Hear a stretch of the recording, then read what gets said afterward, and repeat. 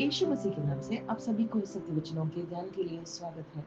तुम परमेश्वर और धन की सेवा एक साथ नहीं कर सकते हो।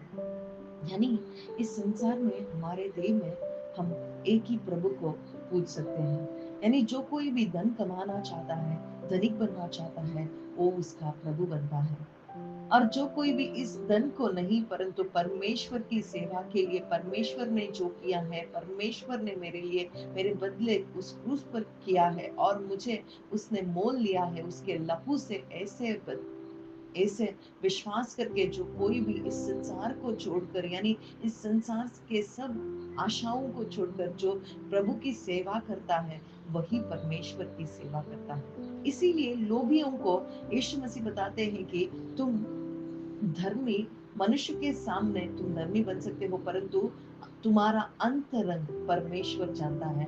हम धर्मी बन सकते हैं लोगों के सामने, हम धन देकर, हम दान दन करके, हम उपवास करके, प्रार्थना करके, सब लोगों के सामने हम धर्मी ठहरा सकते हैं, धर्मी दिखा सकते हैं, परंतु हमारे अंदर जो लोभ है वो परमेश्वर देख सकता है, क्योंकि वो हमारे कामों को नहीं परंतु हमारे अंतरंग में क्या है वो जानने के लिए उत्सुकित है। वो हमें धर्मी बनाता है। यानी जो कोई भी यीशु मसीह के आत्मा को पाता है वही धर्मी कहलाएगा। यानी यीशु मसीह की धार्मिकता जिसे मिलती है, यानी जिसे परमेश्वर का प्रेम है, उसी को उसी को यह धार्मिकता मिलती है। यानी यीशु मसीह से विश्वास करने पर ही यह धार्मिकता मिलती है। और जो कोई धर्मी बना है वही प्रभु के लिए महान है।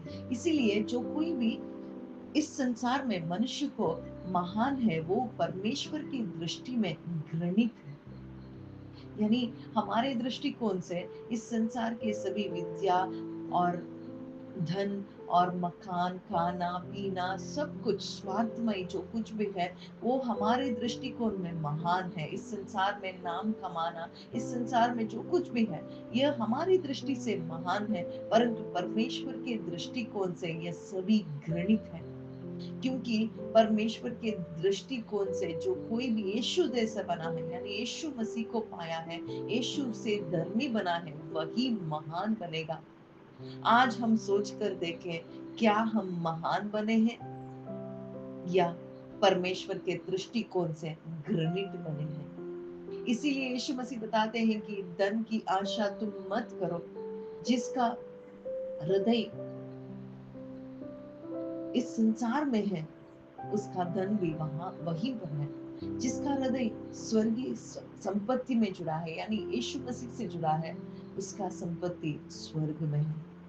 आज हम परमेश्वर की सेवा करें, क्योंकि परमेश्वर ने उसके लहू को देकर हम सभी को खरीद लिया है। उनके लहू को देकर इस शरीर को मोल लिया है और उसकी सेवा करने के लिए ही वे चाहते हैं। आज हम भी एक निर्णय करें, क्योंकि यही निर्णय हमें अनंत जीवन देगा।